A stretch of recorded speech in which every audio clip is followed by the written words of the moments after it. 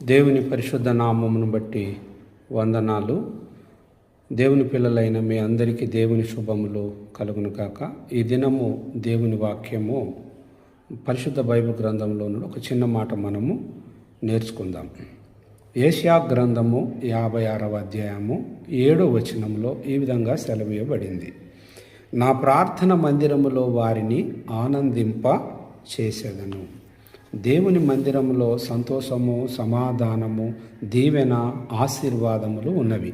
కాబట్టి ఎవరైనా సమాధానము లేని స్థితిలో ఉన్నట్లయితే, ఎవరైనా చింతతో, బాధతో, చెప్పుకోలేని సమస్యలతో ఉన్నట్లయితే, వారు విశ్వాసము కలిగి దేవుని మందిరంలో అడుగుపెట్టి యేసుక్రీస్తు ప్రభువు దేవుడు అని వారి హృదయపూర్వకంగా వారు విశ్వసించి నమ్మి దేవుని వద్ద వారికి ఉండబడిన మనవులు దేవునితో ప్రార్థన పూర్వకంగా పంచుకున్నట్లయితే దేవుడు తప్పకుండా సహాయం చేసే దేవుడు. ప్రయాసపడి బ్రతుకుభారం మోసుకొని సున్న సమస్త జనులారా నా యొద్దకు రండి, నేను మీకు విడుదలను విశ్రాంతిని అనుగ్రహించేదనని ప్రభు లేఖనము సెలవిస్తున్నది.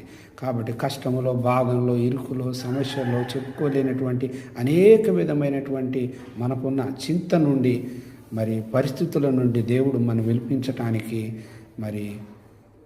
బలవంతుడైన దేవుడు. కాబట్టి ఆయన ఆశ్చర్యకరుడు, ఆలోచనకర్త, సమాధానకర్త. నీ పరిస్థితులను ఆలోచించి నీకు సహాయం చేయగలిగే, నిన్ను సమాధానపరచగలిగినటువంటి నిజమైన దేవుడు.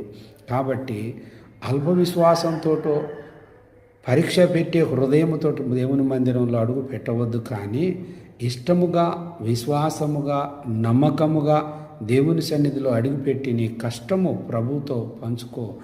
నీకు వచ్చిరాని ప్రార్థన చెయ్యి, నీ కష్టాన్ని దేవునితో పంచుకో.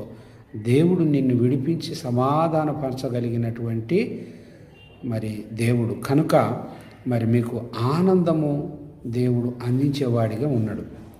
ఎందుకంటే నీ బాధ నుంచి నీకు నివారణ కలుగుతుంది. నీవు కలిగి ఉన్నటువంటి ఆందోళన నుండి, విచారం నుంచి నీకు విడుదల లభిస్తుంది.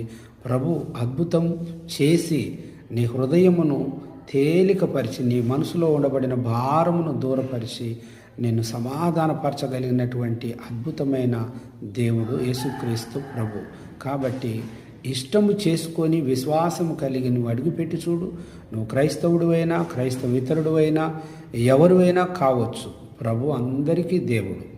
కాబట్టి ఒకసారి దేవుని సన్నిధిలో అడుగుపెట్టి దేవుని వద్ద నీ కుండబడిన విచారములు పంచుకో, సమాధానంతో నింపబడు.